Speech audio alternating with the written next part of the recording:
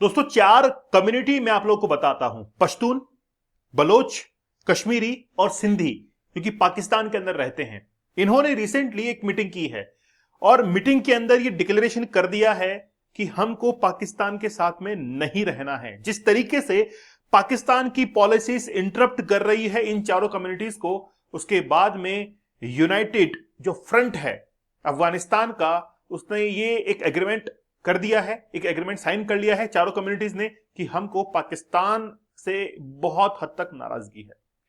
आज हम लोग बात करेंगे कि आखिरकार ये चारों कम्युनिटी भारत के लिए एक कैसा वेपन जो है वो तैयार हो सकता है, कर सकते हैं। साथ ही के अंदर हम लोग ये भी देखेंगे कि आखिरकार ये जो अफगानिस्तान यूनाइटेड फ्रंट बनाया गया था 2006 के अंदर, उसका मकसद क्या था। क्या वाकई में वो अपने मकसद को सही करने के लिए आज इस मुकाम पर आ चुका है कि उसने मीटिंग करना शुरू कर दिया है और ये कह रहा है कि पाकिस्तान हमारे खिलाफ अब साजिश कर रहा है। बड़ा विस्तार से देखेंगे कि आखिरकार ये फ्रंट जो है क्या कहता है, किस तरीके से इन चारों के ऊपर अत्याचार किए गए हैं। सिंध के अंदर कोयला होता है, आप थोड़ा बेसिक्स को समझिएगा। सिंध जो प्रांत है वहां पर कोयले के बहुत बड़े भंडार हैं। अगर मान लीजिए कि पाकिस्तान उसी कोयले को बेचकर अंतरराष्ट्रीय स्तर पर पैसे कमाता है, रेवेन्यू जनरेट करता है, और वो रेवेन्यू सिंध के लोगों को नहीं मिलता है, तो क्या उनके ऊपर गुजरेगी। आप मुझे बताइए कि बलूचिस्तान के अंदर रेयर अर्थ मिनरल्स हैं, उन्हीं रिसोर्सेज का इस्तेमाल करके पाकिस्तान इतना एनरिच कर रहा है, इतना पैसा रेवेन्यू जनरेट कर रहा है, और बलूचिस्तान के जो लोग हैं वहां के लोग दर दर भटक रहे हैं। कैसा उनके ऊपर गुजरेगा। कश्मीरी, पाक ऑक्यूपाइड जो कश्मीर है, वहां पर पाकिस्तान ने जिस तरीके से एडमिनिस्ट्रेशन किया है, ना तो एजुकेशन है, ना मेडिकल फैसिलिटीज है, ना वहां पर कोई भी अदर फैसिलिटी जो है अवेलेबल है। तो अब बताइए, क्या इनको पाकिस्तान के साथ में रहना चाहिए? नहीं रहना चाहिए। बड़ा विस्तार से बात करेंगे। रिसेंटली एक मीटिंग जो है कंडक्ट करवाई गई है, जिसमें पश्तून, बलोच, सिंध और कश्मीरी जो है, इस चार कम्युनिटीज इसमें पार्टिसिपेट कर रही हैं। अब एक एक्टिविस्ट हैं जिन्होंने हाल ही में यह मुद्दा उठाया है कि जो पाकिस्तान कंट्रोल कर रहा है इन एरियाज को, वो कहीं ना कहीं डिस्क्रिमिनेट कर रहा है और इनको अब आजादी चाहिए। दोस्तों, हमारा 75 डेज का हार्ड चैलेंज बड़ा जबरदस्त है। 75 डेज तक लगातार लाइव क्लासेस ली गई। क्यों? वो इसलिए ली गई, जिस तरीके से वेस्टर्न कंट्रीज ने हमारे इंडिया के अंदर सोशल मीडिया के ऊपर जो परोस दिया है और हमारा यूथ जो मिसगाइड हो रहा है, मैं ये चाहता हूं कि आप एक बार एक्सेप्ट करें 75 डेज का हार्ड चैलेंज। जिंदगी ना बदले तो मुझे बताना। बहुत मेहनत उसमें हुई है।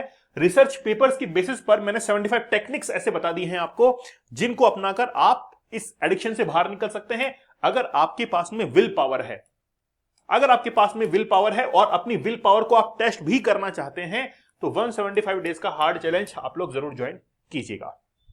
चलो, बड़ा विस्तार से बात करते हैं। रिसेंटली क्या हुआ है कि ऑनलाइन मीटिंग कंडक्ट करवाई गई है, और वो मीटिंग कंडक्ट करवाई है अफगान यूनाइटेड फ्रंट ने।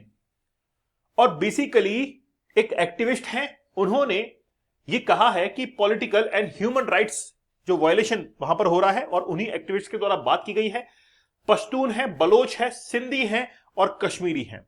इन कम्युनिटीज को लेकर एक आवाज जो है उठाई गई है, independence and freedom from Pakistan control. ये इंडिपेंडेंस चाहते हैं, ये चाहते हैं फ्रीडम जो पाकिस्तान की कंट्रोलिंग एरियाज हैं।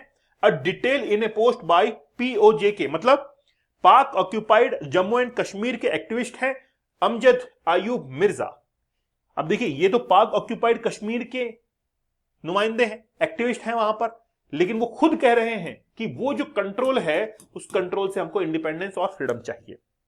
तो पहले तो ये बात कर लेते हैं कि आखिरकार अफगान यूनाइटेड फ्रंट क्या है। 2006 के अंदर जो बुहारुद्दीन हैं, इनके द्वारा इस अफगान यूनाइटेड फ्रंट का निर्माण किया गया। ऑब्जेक्ट ये था कि इलेक्टोरल रिफॉर्म चाहिए पाकिस्तान के अंदर, क्योंकि एक्चुअली में क्या होता है, पाकिस्तान में जब भी इलेक्शंस होते हैं तो इलेक्शंस के अंदर जो माइनर कम्युनिटीज है उनके ऊपर ध्यान नहीं दिया जाता है, और जो व्यक्ति चुनकर आ रहा है वो केवल उन्हीं का भला करता है, उन्हीं को रिप्रेजेंट करता है, जो कि पाकिस्तान की गवर्नमेंट को रेवेन्यू कमा कर देता है, या फिर जो मेजॉरिटी के अंदर है, लेकिन वहां पर जो माइनर लोग बच गए हैं उनका वो ध्यान नहीं रखता है। तो इन्होंने ये कहा कि हमको इलेक्टोरल रिफॉर्म चाहिए। ये पहला इनका ऑब्जेक्टिव है। दूसरा ऑब्जेक्टिव इनका ये था कि हम जो कम्युनिटी है वो बेसिकली क्या चाहते हैं, अपनी फ्रीडम चाहते हैं, हम अपनी इंडिपेंडेंस चाहते हैं, ये इन्होंने कहा। तो जब मैं खुद पर्सनली इनकी वेबसाइट के ऊपर गया, अफगानिस्तान यूनाइटेड फ्रंट की वेबसाइट के ऊपर, मैंने पढ़ा कि वाकई में है क्या, तो 2006 के अंदर ये एस्टेब्लिश हुआ और साफ तौर पर लिखा हुआ है कि after the US Taliban Doha agreement, जो कि 2020 के अंदर हुआ था, अमेरिका और तालिबान के बीच में कतर की राजधानी दोहा के अंदर एग्रीमेंट साइन हुआ 2020 के अंदर। उस समय यूएस ने यह कहा था तालिबान को कि हम जो है अफगानिस्तान से जा रहे हैं, विड्रॉ कर रहे हैं, क्या तुम संभाल पाओगे? तालिबान ने कहा कि हां, हम संभाल लेंगे, इसमें क्या प्रॉब्लम है, हमने पहले भी तो संभाला है। अमेरिका ने कहा कि यार तुम्हारा संभाला हुआ हमने देख लिया है। जिस तरीके से अलकायदा ने अमेरिका के ऊपर अटैक किया, ओसामा बिन लादेन जो कि अमेरिका से खार खाया हुआ था, उसने अमेरिका के ऊपर अटैक किया और मिला कहां पर? वो एबटाबाद पाकिस्तान के अंदर, पाकिस्तान के नाक के नीचे जाकर यूएसए ने उस आदमी को खोज निकाला। और सीआईए ने जिस तरीके से इन्वेस्टिगेशन की थी, एक परछाई के दम पर, एक शैडो, जिससे ये कंफर्म हो गया कि वो ओसामा बिन लादेन है। उस कंपाउंड की जो दीवारें थी वो इतनी ऊंची थी कि वहां उस कंपाउंड के अंदर कौन रह रहे हैं ये भी पता नहीं है। लेकिन एक बूढ़ा सा आदमी जिसकी हाइट लगभग 6.25 फीट के आसपास है, वो अपनी उसी कंपाउंड के अंदर मुर्गियां भी पाल रहा है, सब्जियां भी उगा रहा है, यहां तक कि वहां पर जो कचरा है उसको वो बाहर भी नहीं फेंकता है, वहीं पर डिस्ट्रॉय कर रहा है। केवल एक आदमी है जो कि लेटर लेके जाता है और वही आदमी वहां पर कम्युनिकेट कर रहा है, इसके अलावा कोई कम्युनिकेशन का वहां पर साधन नहीं है। वहां पर ऐसे डीवीडीज मिले, वहां पर ऐसी यूएसबीज मिली, हार्ड ड्राइव्स मिली, जिसके अंदर ओसामा बिन लादेन के संदेश थे और वो अलकायदा के लिए काम कर रहा था। लेकिन अमेरिका को ये बात समझ में आ चुकी थी, पाकिस्तान के अंदर ऐसे बहुत सारे आतंकवादी छिपे हुए हैं। लेकिन अमेरिका इस बात को कभी पाकिस्तान को नहीं कहता है कि तुम्हारे वहां पर आतंकवादी मिले। आप सोचकर देखिए कि किसी भी व्यक्ति को अगर आप ये कह देंगे, अगर आप ये कह देंगे कि यार तेरे घर में दुश्मन है, तो वो आपके खिलाफ हो जाएगा। क्यों ना उसका इस्तेमाल कर लिया जाए। अमेरिका ने यही किया। अमेरिका अब जिस पोजीशन के अंदर आ चुका है वो पाकिस्तान का इस्तेमाल करने की पोजीशन में है। ठीक है, अब ये जो यूनाइटेड फ्रंट है अफगानिस्तान का, इसने 2021 के अंदर अपने कदम जो है और बढ़ाए, क्योंकि यूएसए का वहां से विड्रॉ हो चुका था, तालिबान ने वहां पर एक्सपांड किया और 2021 में जैसे ही वो आता है अपनी पावर के अंदर, तो अलकायदा भी रीएस्टेब्लिश हो जाता है अफगानिस्तान में। उसको लगता है, वो कॉन्फिडेंस में आता है कि वापस से हम अफगानिस्तान के अंदर वैसी ही जड़ें जो है वो मजबूत कर सकते हैं। अब बात यह है कि धीरे धीरे इन्होंने अपना विजन जो है वो क्लियर करना शुरू कर दिया। विजन क्या था? Our mission is to unite Afghanistan and return Afghanistan to the constitution order. Constitutional order मतलब संवैधानिक, ये चाहिए इनको।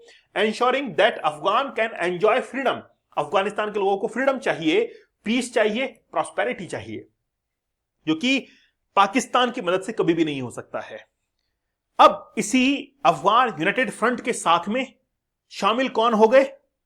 कश्मीरी हो गए, सिंधी हो गए, बलोच हो गए और पश्तून तो है ही है।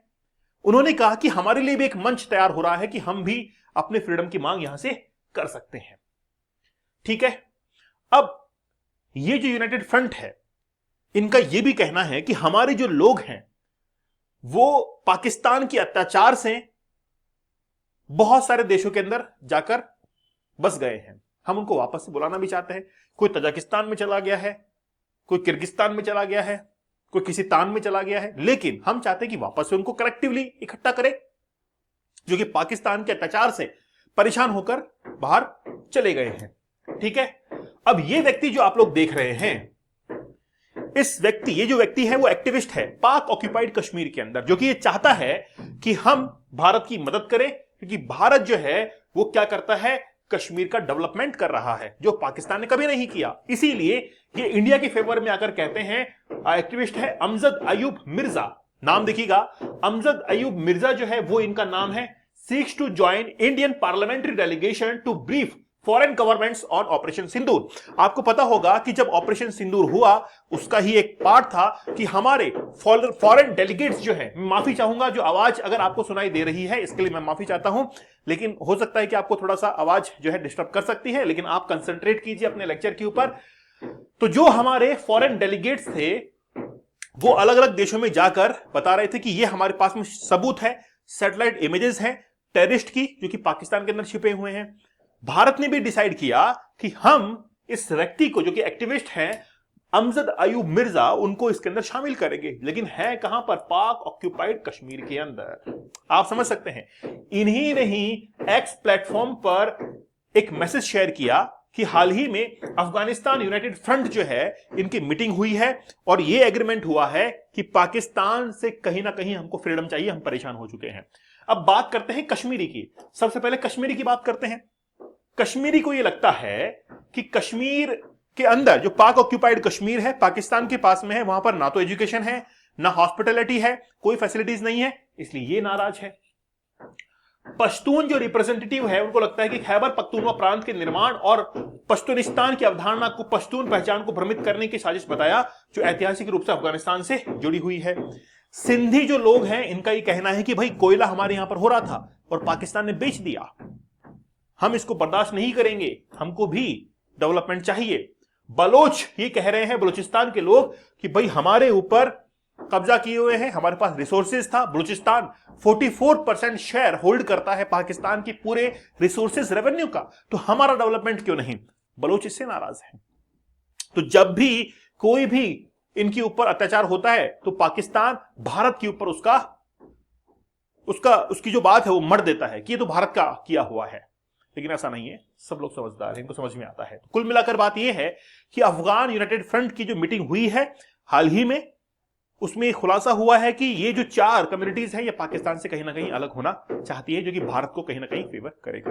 दोस्तों, हमारा डीप वर्क का कोर्स बड़ा जबरदस्त है। हमने जो टेक्निक्स आपको बताई हैं वो टेक्निक्स अपनाकर आप भी अपने जीवन के अंदर सक्सेस हासिल कर सकते हैं। मात्र 30 टेक्निक्स उनको अपनाकर आप जरूर अच्छे से कर सकते हैं। 75 डेज का हार्ड चैलेंज या फिर 175 डेज का हार्ड चैलेंज भी आप लोग ज्वाइन कर लीजिएगा और आप अपनी विल पावर को इंक्रीज कर पाएंगे। दीपक इंदौरा ऑफिशियल मुझे टेलीग्राम पर जरूर ज्वाइन कर लीजिएगा। तो मिलते हैं आप लोगों से अगले सेशन के अंदर। तब तक धन्यवाद, थैंक यू, जय हिंद।